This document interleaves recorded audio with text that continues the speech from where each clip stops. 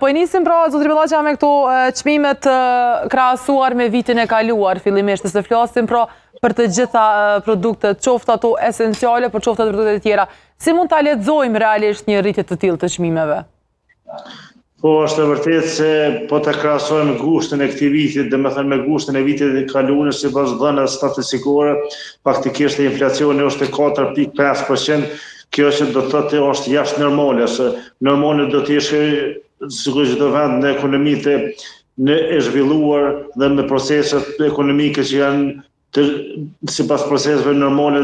deri në 2%, jo 4.5%. E kjo është fatkeqësisht për produktet elementare bazike, domethënë që i prek gjitha kategoritë, por më shumë i prek kategoritë natyrore, si kategoritë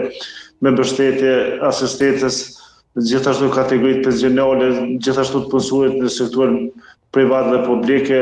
por gjithashtu edhe si ndikon edhe tek bizneset, sepse tek bizneset ndikon edhe faktikisht ngritja e çmimeve të energjisë elektrike 16.1% që ka ndikuar edhe në zinxhirin furnizues, edhe tek bizneset ka ndikuar edhe në rritjen e kostos së shpenzimit dhe kostave operacionale. Faktikisht me rritjen e kostave operacionale, ato kur ti pas